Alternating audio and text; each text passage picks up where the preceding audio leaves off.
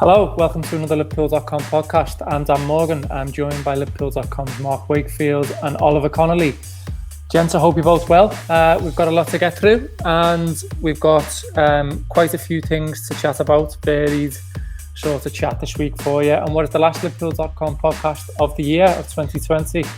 What an eventful year it has been. We're going to do a bit of Tottenham, of course, because we're all really high after that still.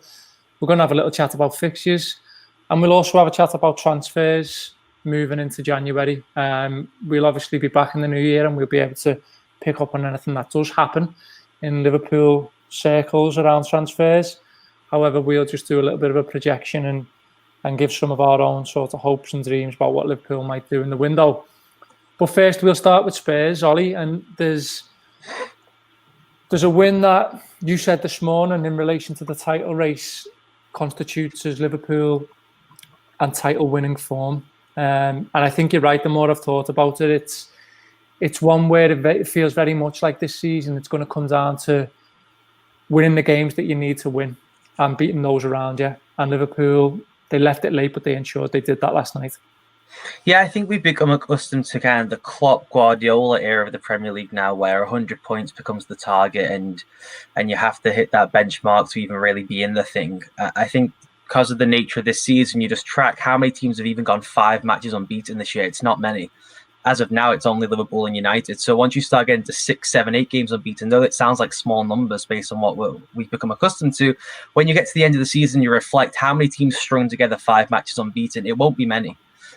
So the old Ferguson formula was always win your home games, pick up points away from home, try not to lose, and then put everything into prioritizing beating your title rivals. And if you look at where Liverpool are at the moment and beating Leicester, winning at Stamford Bridge, taking a draw at the Etihad, beating Spurs, if you just repeat those and flip it, for obviously some of them will be away and then there'll be some more at home, playing City at home, for instance, that's probably it. That is honestly job done. And in the moment, it feels really frustrating because everything now is a 24-hour news cycle, and the way we all lived and followed the sport now is just different to how it was when it really was week to week back in the day. But when you have a frustrating result away at Brighton because of VAR, or you have a frustrating result away at Fulham because of just a dodgy performance from the team, and they were a bit sleepwalking through that match, they're frustrating, but that's fine. That is title winning form, picking up those annoying draws, but then beating title challengers directly head to head. That's how you squeeze over the line. And it'll probably be 90, 92 points. United won some titles with 80 points, 82 points. I think they won 3 titles with 82 points. I think 90, 92 points, if that's your benchmark and you beat City, take 4 points off them, take 4 points off Chelsea, that to me, that's the job. That's it. It's done.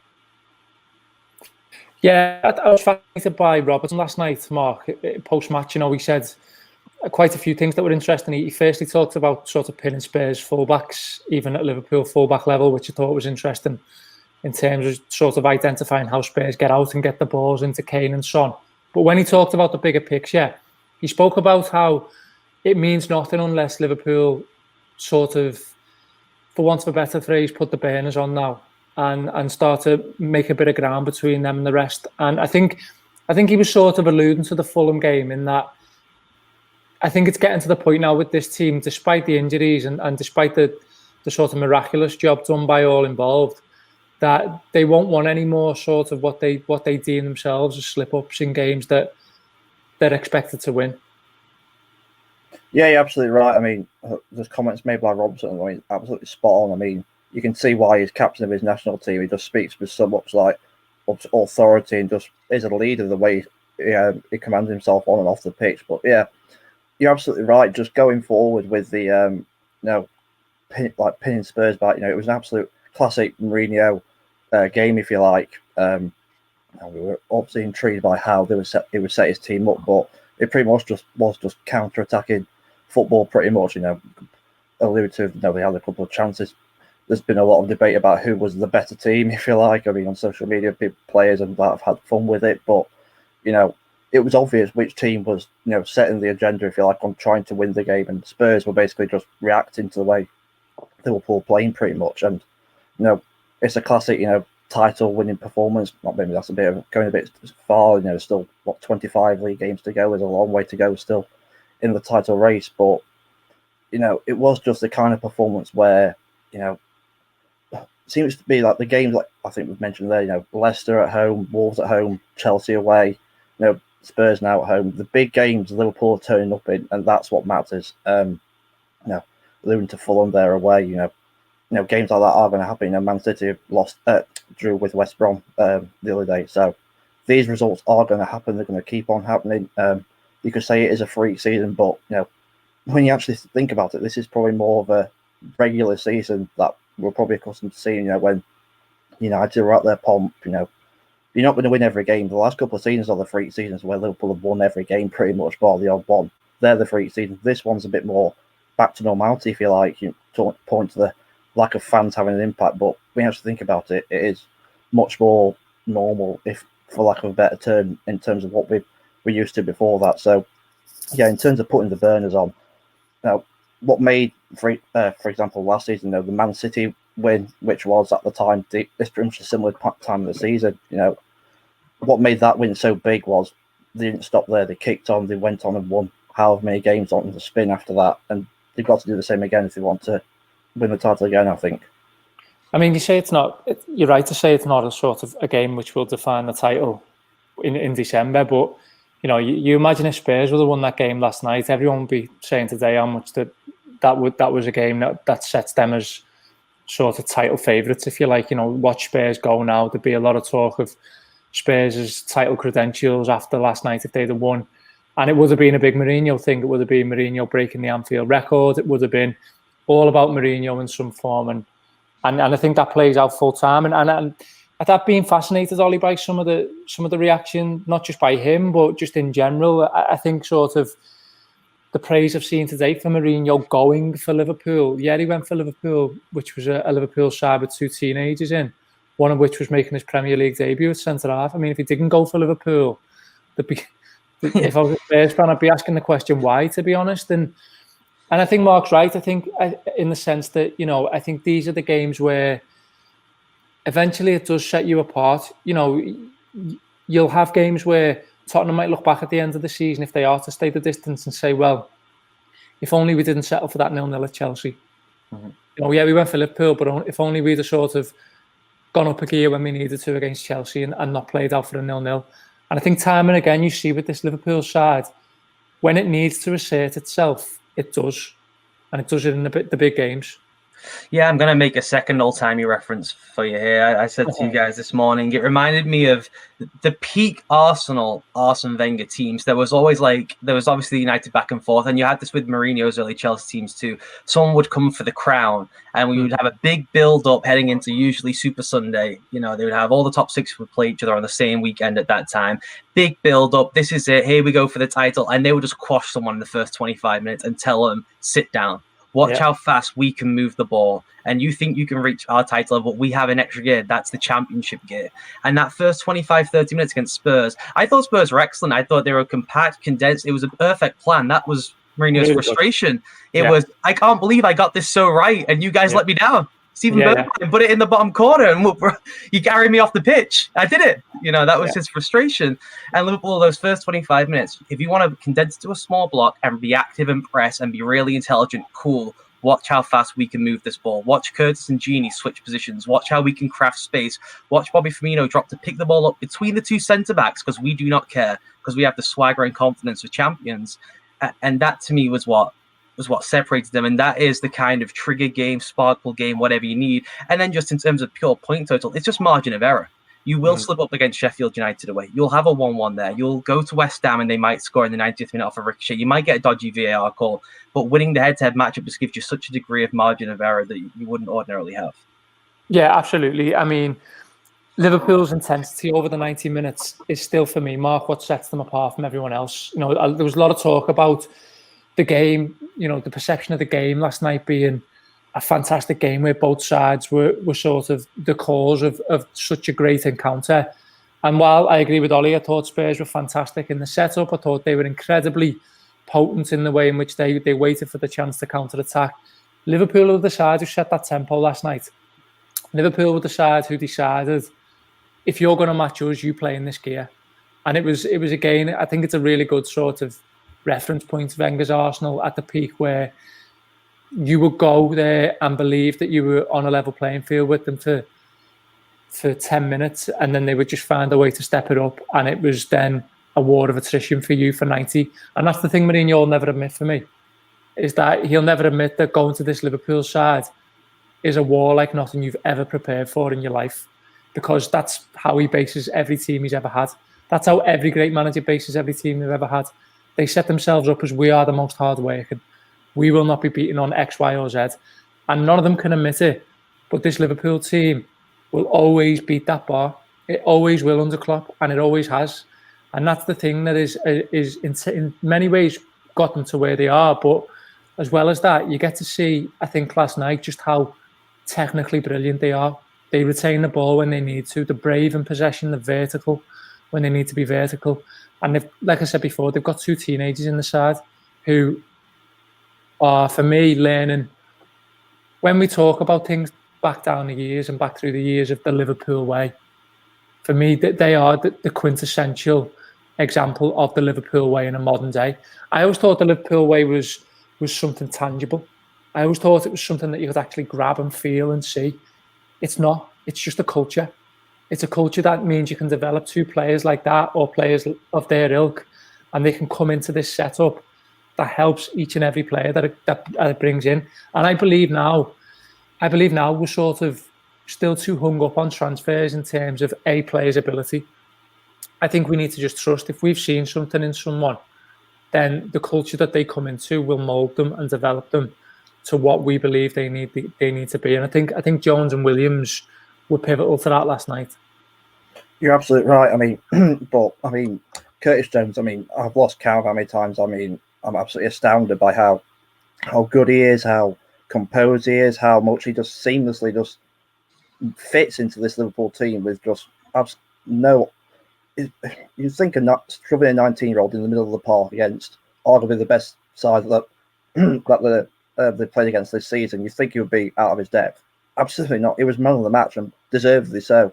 You know, he could control the middle of the park. Him, Henderson, and Wijnaldum. They just, I think Ollie's alluded to it as well in the piece as well. Off the ball as well as on it is absolutely fantastic. His defensive awareness, his tactical positioning is absolutely astounding. And then Reece Williams, shoving him in. I mean, if he hadn't played in the Champions League, I doubt it would have probably got a game. It probably would have gone with Nat Phillips. Personally, before the game, I was surprised he went with Williams over Phillips if Matip wasn't fit, but he did prove me wrong, really. But he did really well, and I think you're right. You know, it's not so much about the individuals. I mean, that's the thing that Klopp set is different to other managers. Most managers think, how can I look to the transfer market to fix this problem? Mourinho is a classic one for it. Get me this player to fix this problem. He had it at United. He wanted a centre back. He didn't get one, and he often alluded to that as part of the problems that he had there. With Klopp, it's like, right, how can I solve this problem with what I've got?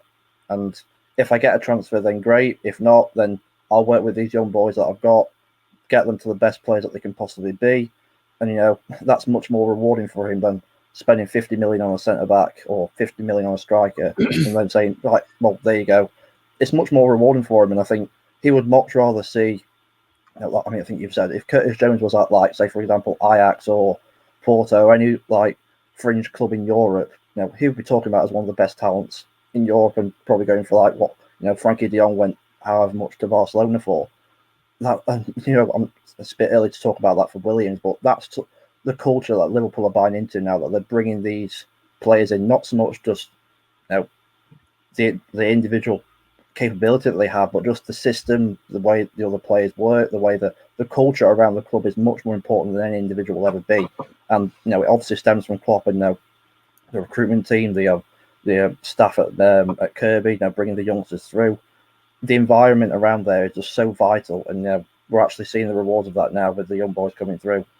If I can just say on Jones, I think the thing with him that's interesting is, I agree with you, Dan. I think that was another win for culture last night. Yeah. And I do think that the way they brought the lads through, I think Reece Williams, Nat Phillips is a win for culture. I do think Jones is a culture breaker in certain respects. I'm just in awe of him. I mean, every time he plays, I write a 3,000 word piece now because it's just unreal what we're seeing from this young lad. And I think what I mean by culture breaker is when you have a culture win or a win for culture, it's typically like Reece Williams, drop a young lad in, and because we prepared him, because he's been in the group of excellence and he's worked with these lads, and we have a strong group of senior players and we have a clear ideology, it's easy for him to slot in. He's better safeguarded, he's better protected, and so maybe he makes mistakes, but he doesn't drop our floor. Right, it's how close can we get to our normal level with him. Curtis Jones is pushing it up. It's not about just like trying to protect him and like, okay, can you raise his game to our normal level? He's like advancing things in the midfield. What is happening between him and Henderson and Wijnaldum in that morphing triangle they've got that Joel's written so brilliantly about on the site, where it's 2-on-1, then it's 1-2, and just the innate understanding between the three of them. It is complete look and wink chemistry. It is not talking or anything like that. They just know where to be around each other, to the point where I'm watching like, obviously Thiago's going to play, but why would you want to disrupt this trio? The chemistry is amazing. He is pushing them to a different level, which I didn't think was possible. Also, Firmino, I put in that. You think about how hard it is to drop any player in with Firmino in and around his spaces. He cannot gel with them. Yeah. You've tried Shaq there, you've tried Minamino there, and you've tried to play them with him. Him and Curtis have quietly got a really, really good understanding in terms of use of space. I completely agree with you. I think a problem with it is, Ollie, I think we're so used to, especially in that area of the pitch, expecting a Gerrard. Mm-hmm. We're so used to expecting, a lung-busting, sort of dynamic box-to-box, free-flowing, tackling sort of machine who just absolutely runs himself into the ground for 90 minutes at that youth level coming up. That's what we want to see. We want to see that endeavour. We want to see that work. He's cultured in the sense that he's so European in the way in which he decides where he engages on the pitch. And where he engages and where he decides to engage is where he says, I've made this space available. I don't have to run back and forth, box to box, to try and create spaces or to try and show you how good a player I am. Here I am, I'm creating space not only for myself, but for other people. And like I say, I think Firmino, there's probably a piece we're going to write in this at some point now that I've said it, but I think Firmino's quietly been a really big beneficiary of Jones running the side. So I think that's a massive compliment, because that's two players there who, I mean, if you're sort of getting compared to being on a level of understanding with Roberto Firmino, then you're not doing much wrong, put it that way. No, you're still getting football genius levels at that point, which sounds hyperbolic, but all you have to do is go and watch the movement off the ball. The movement off the ball, as Mark referenced, is astounding. Yeah, the reference point I used with you guys earlier was Cesc Fabregas. I think Jones has more of a taller, probably leaner than early Cesc Fabregas, honestly. Fabregas type vibe to him. The drifting, the gliding on the ball, but the understanding of space and where to be. And Cesc just didn't play in as good a team as he advanced on as Curtis did in now. But that innate understanding of where to be, as you're saying, in reference to Henderson and Firmino as kind of the two pivot points that it all orbits around, that's not what you normally see. It's normally, all right, lad, we've got you. You just kind of go up there, be a bit creative, and we'll hold this. There's none of that. There's a complete there's an authority to his game, and there's an understanding from everyone else that he's already on our level. Don't worry about him, which is unusual. And it's almost, I get the Cesc comparison in this. It's sort of head on a pivot. Mm-hmm. Type of knowing where everything is at one time. I think they've done really well. We'll move on from Curtis now, because this is very quickly becoming the Curtis Jones podcast every week. But I think they've done really well at sort of getting the not the childish nature, but the sort of raw nature of his game out of him so quickly. And make the Gerrard comparison again. Gerrard was constantly looking to try and play football like a street footballer. He wanted to get his head up, ping a ball 40 yards. He wanted to put his foot through everything. As soon as he got a sniff at goal, he was that was it. It was gone. And Curtis was quietly the same from his early sort of viewings that we had of him. He was constantly looking for a shot where there was times you just thinking, you need to lay it, you need to go one more. They've really got him comfortable in his own skin, is the other thing I'd say, which is a massive bonus. But we will move on to fixtures. And I think Saturday is one that, even before yesterday, Ollie, I had in mind as being tricky. I wonder whether, firstly, I don't think there'll be many changes for Palace, but I also wonder whether it's a case of this manager now just saying to his squad, barring that they're all fit and he's getting the okay from the relevant departments, just give me one more. Mm-hmm. You give me one more, and then we've got 8 days to West Brom. You give me one more, and I will guarantee you that I get some rest into you. Yeah, I mean, I hope so.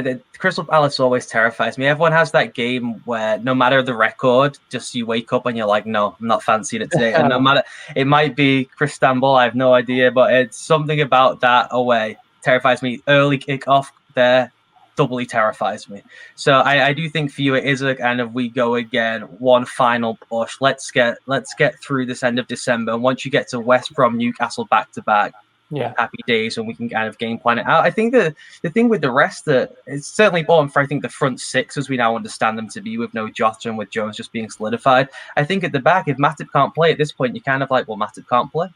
It would ordinarily be a real concern, whereas as now, whichever one you want to throw out there, they both have their deficiencies. They're both younger lads, but it doesn't terrify me any longer to have one of those two lads chucked out there with the first team. No, absolutely. And I think it's two massive games, Mark, is what I'd say. In reference to Fulham again, in that, and reference to Robertson's quote, I suppose, in that Liverpool need to just get 6 points on the board, and it will be given that Liverpool should take 6 points. We can talk all day about injuries and stuff like that, but it's not a given in any Premier League game. We've seen it with West Bromwich City. We've seen it with Fulham hosting Liverpool. Liverpool will have to find a way to fight for the points, and Saturday at 12:30 is not an ideal scenario or setting for that. No, absolutely not. I mean, Crystal Palace away, I think Ollie alluded to there, is personally one of my least favourite games of the season. People always look at the calendar when the fixtures come out, and I personally look at Crystal Palace away purely because of the history that it has. It still haunts me to this day. But personally, if you were to tell me when Liverpool would play Palace away, early kickoff is not the end of the world, but when you factor in that they played Wednesday night and then they've got to travel all the way down there, then that becomes a problem on top of the injury situation as well. But it's going to be an absolute fight to try and get anything from Palace. You saw them against West Ham. They've got a lot of fight with them, especially on the road. But there's no Christian Benteke. He got a second yellow card, so he's suspended for the game. But they've still got a lot of quality players there. Wilfried Zaha absolutely terrifies me. He's a wonderful player, and he does like to raise the game when he plays against the big boys. So that's certainly going to be a tough game. But then, like you say, there's going to be 8 days rest before they play. I think it's West Brom and Newcastle. Those two games, if they can get 9 points out of those, they're going to set themselves up really, really well going into the new year. But like I say, it's much easier said than done. We looked at Fulham and thought that was 3 points assured, and it was anything but. They were probably lucky to get a draw in the end. So, but just with the way these games are coming thick and fast, the way other teams are dropping points as well. It's not as if Liverpool are the only team that are dropping. Let's not forget they are 3 points clear at the top of the table, and if they barring VAR, they probably would have 4 further points if you factor in the Brighton and the Everton situations where they're so. And when you factor in the injuries, it just shows you how much this Liverpool team, if had things gone the way they should have done, which they, in fairness to us, everything went our way last season, they would be walking this league. There's no doubt about it. But it is on a much more level playing field, and over the Christmas period, over the New Year, and then once you get to say Man United in mid-January, once you've got the FA Cup out of the way, that's when it'll really start to take shape how the table will look, because teams are going to drop points. I dare say Liverpool probably one of the teams to drop points as well. You've got Southampton, I think, on 2nd of January. That's not going to be easy either. They're looking really, really strong as well. So there's plenty of games to come up up soon. They're all tough ones, no matter who you play against. It could be West Brom game, Man City. A game you've got Sam Allardyce there. That's adds a little bit of spice to it as well, because we know how he likes to basically frustrate opposition teams. So he's done it before with Everton as well when he came to Anfield and frustrated them. So it's certainly going to be tough, but it's vital that this Liverpool team, whichever 11 gets out, it doesn't matter which 11 goes out there, whichever one does, they've got to be up to the fight. I'm just looking now, Ollie. I do wonder whether, in many ways, all roads lead to United on the 17th of January. And I'm not disrespecting or disregarding any of the fixtures that come before that, apart from Villa in the FA Cup, which Barry Lutus will manage and Leighton Clarkson will captain. But you might get a chance in that one. Hey, listen, might be in a ballot to play in that one. It's January, mate. It's post Christmas. I've got no chance. Give me a shout in July when I'm at my peak.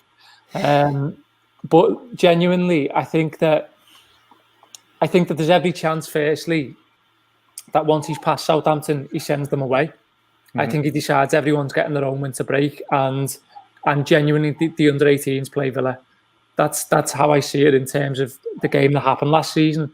That fixture could repeat itself. But secondly, I wonder if, with that in mind, he can sort of look at United and say, okay, this is the game that the cavalry comes back a little bit. And if he can sort of put a circle around the likes of Shaq, Milner, Thiago, Jota, and say, yeah, we might get them back earlier, but if I'm writing the 4th of January after the 17th, let's just put a programme into them now that gets them ready for that United game. And then we move on from there, because the rest of that month is not easy in itself. You've got United on the 17th, you've got Burnley on the 21st, you've got Tottenham again on the 28th and West Ham on the 31st. And then we move back into Champions League and everything else. I wonder whether that's the day that we see sort of Liverpool bring the troops back a little bit.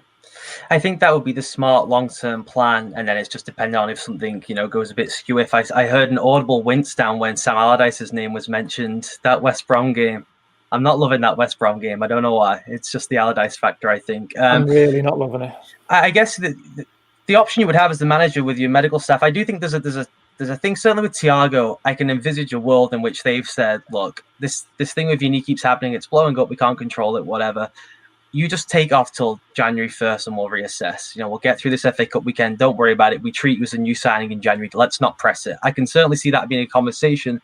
The other way you could spin it is, let's try and get these guys back so we can steal a break for our frontline guys in these couple of weeks we're talking about, and then they can kind of go again and be reset come that United game. So I think they could play it a couple of ways there, and I'd be interested to know. I think both can work. My preference would be for the one you said, where you kind of just push everyone out, say, let's knuckle down, get through these weeks. You all get a big break, and then we bring these lads in like 3 new signings, plus probably a new signing, and then we just go ahead from January, and that's when we really put our foot to the floor and treat it like any normal season then, because the fixture list isn't that too dissimilar to a regular season at that point. They've been through it before, and you should by that point have had the medical staff and the coaching staff should have had enough bandwidth, enough time to kind of comprehend what this season looks like in terms of rest and recovery, that they should have a good plan in place by that post that FA Cup weekend. Yeah, absolutely. I mean, I want to have a little chat about transfers, Mark, and sort of moving into that January window. Like Ollie says, Liverpool might well welcome a new signing when it opens or throughout the month. We had a chat this morning, and I made the point that my priority wouldn't actually be a centre-back, it would be a centre-midfielder. I think Ollie made a point earlier, or yourself did, about sort of how getting to the point where you're putting a Reece Williams or even a Nat Phillips in for certain games is now not the end of the world, because we've seen what it looks like and we know it can work. Whereas before it was complete panic stations. I'm more concerned, if you like, around what happens in centre midfield at this club in the summer if we lose Gini Wijnaldum, if Thiago's injury problems don't go away. And I don't think they can ever be fully ruled out, because he had problems before this. If James Milner's a year older, if Jordan Henderson's a year older, if Naby Keita remains as sort of unreliable as he is, and you sort of get where I'm going with this, Ox is another one. I think if they're looking at it, because there's such a premium on centre-backs around the world, I wonder whether the priority, like I say, is we get a centre midfielder in, we move Fabinho back, we commit to him at centre-back for how long that takes, but we cover that area as a priority rather than centre half. Yeah, I mean, it's an interesting one. I mean, you raised the point, and honestly, it's something that when you first hear the idea of Liverpool not signing a centre back, given the situation they've got, you does make you raise your eyebrows, I think. But when you actually sit and think about it, it does make a lot more sense. I mean, I think you're right. Fabinho basically is a centre back now. That's pretty much it. Until Gomez and Van Dijk are back, which might not even be for the rest of this season. Fabinho might be basically centre back until May. It's an interesting one, because I certainly agree that the midfield certainly does need to be looked at. I think a lot of it depends on what happens with Wijnaldum. Klopp clearly wants to keep him. He's made that publicly clear. He wants to see Wijnaldum extend his deal. You can have your own opinions of whether you think he should stay or not, but whatever happens, that has to be sorted out and fast. because whether he stays or not is going to impact on whether they sign him or attempt to sign a midfielder in January. If he stays, then great, get another year or two out of him, and then start planning, maybe looking into the summer, maybe getting somebody in. But if he's not, then like you said, they really have to start thinking about, do we get somebody in? Keita's fitness record isn't great. Ox's fitness record isn't great. Thiago had problems at Bayern, and we've hardly seen him here. Fabinho is basically going to be a centre back for the foreseeable, and then Henderson, like you say, and Milner are going to be a year older. So it's certainly going to be an interesting one. But like you said, people will know that Liverpool are going to be after these type of players now, and it's similar with Man United with every deal they do. There's going to be a premium on whoever they go for, especially if it's from a Premier League club, which is what we're being led to believe that Liverpool would want if they signed centre back. You'd like to think it would be something similar if it was a midfielder too, with Premier League experience, but still young and has the ability to develop. So they aren't going to come cheap, and it depends on what budget they do have in January. Notoriously, under Klopp, Liverpool don't tend to do much business in January, but when they do, it's a needs must sort of thing. And the big one I can think of is Van Dijk. They needed a centre back, they needed a leader, and they got one. Now it's just a case of how desperate are they to get somebody in that mould. Me personally, I think they should still sign a centre back. I think as good as Reece Williams has been, I don't think you can rely on him for the bulk of the season, especially if you factor in Champions League. How they've got Leipzig in the last 16, and then if they get through that, they're going to have a lot of tough games after that as well. And then if the title race goes down to the wire, you're going to need your first lineup for pretty much every game, especially when you play the big boys. So it's an interesting one what they do, but like I say, a lot of it will depend on the players that they've got and whether they're going to stay or not, especially Wijnaldum. It's interesting how all of this fits the Liverpool model, Ollie. They don't get held over a barrel for anyone, and not only that, they will have had their own plans in place. So I would budget a guess on saying that I don't think signing a first choice centre back was a key priority prior to the injuries this season. If they've got Joel Matip on a new deal, if Virgil van Dijk is about to sign a new deal by all accounts, and if Joe Gomez is still what can be classed as a young player, then there might have been a priority for a fourth choice centre back that they can blossom into something better. But I don't think sort of breaking the bank for an Upamecano, for example, was in their list of priorities. I do think the midfield issue was one they'd probably looked to solve prior to a defensive one, and you just wonder how much of that they're willing to sort of change or move with, given the circumstance. Yeah, the top line centre back one is interesting. I've read a lot of the online commentary I've done, and they all say you got to sign a young player, right? Young player who can grow into be a first teamer, who can maybe challenge Joe Gomez in the future, and maybe just maybe become the replacement for Van Dijk 2023 beyond. It's like, well, great, no duh, that'd be wonderful. Where is this unicorn that's out there? You've got Upamecano, you've got Konate. Maybe they're off the board now. There's no way Leipzig is selling them to then have them beat them in the Champions League. That makes no financial sense. You'd say, okay, let's talk in the summer. Yeah. I think if they were going to do a panic signing, one of these cheap ones, I think it would be done. Minamino was done really early and announced. They wanted to try and get him ahead of schedule. Yeah. Van Dijk was done early. It was the 26th of December, was it? 25th? It was right on Christmas, basically.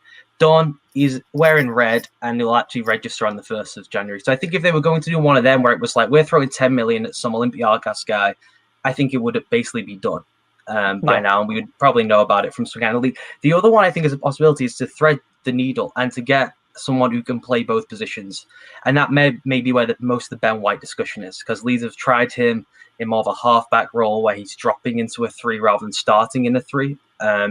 So I could see maybe that where they'd say, well, maybe Ben White for us can maybe do some of that Fabinho stuff where he could play centre back, and then maybe we could push him into a screening midfield option if we want to. So I think that if we're going to see something in January that was projecting long term, I think they would try. And Michael Edwards, being a warlock, probably has a list of 50,000 players who could do this, who could fit both roles. I think that's what they look at, someone who could either do right back and centre back or midfield, and then also centre back. I cannot foresee a situation where they say we've suddenly found 40 million quid on the sofa, although they did just get the new beIN deal sorted in the Gulf nations and North Africa, so it's a tidy chunk of change. Maybe FSG does say, look, we'll make it back in prize money, sponsor bonuses, new sponsorship, because we're back-to-back title winners. Let's go do it now if we can, with a £40 million poor Kitty, but I just don't see that being the case. I think you're more likely to see a versatile option who can plug multiple holes. I mean, it's unlikely, Ollie, but do you see anyone leaving in the window? Oh, well, I've written a piece overnight. I would personally put Origi on the table, and I would do kind of like they did with the left-back situation, which is we have X pot of money, I think it was 12 million quid. Who wants it? Our 4 targets are Jamal Lewis, Kostas Tsimikas, down the line. Offers open to all of you. First come, first serve. Norwich haggled over it. They said, fine, Olympiacos accepted it. We're cool. We have our grade system. We think these guys are on the same level. They shop for profiles of players. They will shop for a player. Thiago is like a profile breaker. But under the line, I think it's profile shopping. So if they say we want a fourth choice centre-back who fits these roles, I would put Origi on the table and say we might lose some of the transfer money we thought we might get. It could even be 2 loan deals where you just do a 6-month loan back and forth. I would say who fancies Divock Origi on loan or permanently, and let's use him as the emphasis for a kind of similar profile Origi-ish player at centre-back, your average to blah Premier League player, but at centre-back rather than striker. And that wage budget and that squad allocation we have on Origi, which at this point is essentially useless. He's been gazumped by 3-4 players just in terms of being the stylistic wild card. It's just not his role at the club anymore. And let's allocate those resources to the centre-back spot at least for 6, 12, 18 months. Mark, how about you? I say it's a tough one. I mean, I can't see anybody leaving. I mean, unless like a ridiculous offer comes in for one of the fringe players. I mean, we knew Shaqiri was close to leaving, but for one reason or another, it didn't happen. It didn't get over the line. Could I see him leaving? Possibly, if another club wants to come in for their valuation. But given the current circumstances, with obviously the pandemic and financial situation for most clubs across Europe, I just can't see that happening. Like I say, with Origi, if they can use Origi as like a bargaining chip, if you like, to try and get a deal over the line for maybe a defender or a midfielder, then that would be probably a good deal for all parties all concerned. I think we talked about it briefly about Dejan Lovren coming back and using Origi in that. That's probably obviously not going to happen, but it could be something like that where they use someone who is not getting much first team action. I mean, Origi obviously didn't get on the pitch last night, but no one else off the bench did in fairness to that. But no, he's just not getting the game time, and I think we've mentioned it before. It all boils down to what he wants out of his career. Does he want to quite happily sit on the bench at Liverpool, picking up medals, playing like 10 games a year, hardly starting, but he's quite happy to do that. But if he wants to go somewhere in his career and be the main man, then that's obviously a decision for him. Could I see him leaving in January? Possibly, but as with anything, it has to be the right price. And Liverpool value every single one of their players very, very highly, and it all comes down to whether any other club feels the same. Well, one thing they could do, one thing to monitor is City are quite good at this. They'll sell their loan players early. So Grujic and Wilson might be on the table where you say to Porto, hey, look, the price in the summer was 20 million quid. We worked out a short-term loan deal. The price next summer was 25 million, but we could do it today for 17.5, 18. And you've raised money with guys already off the books. City do this all the time where they'll loan a guy for a season, then they'll meet in January and they'll sell him early before the summer because the team's like, we've got it, we've tried it, we like him, let's get it done. Yeah. So I think there's a possibility where they could say with Harry Wilson and Marco Grujic, like, let's try and raise 25 million quid by selling the pair of them early if we can. I think we could see something like that. Perhaps, yeah, absolutely good shout. Okay, that's been the Liverpool.com podcast. Thank you very much for tuning in throughout the year. We've really enjoyed doing it. We will be back in 2021. Here's to hoping you have a lovely Christmas, considering everything that's happening. And here's hoping that it's once again Liverpool top of the league on Christmas Day. We'll see you later.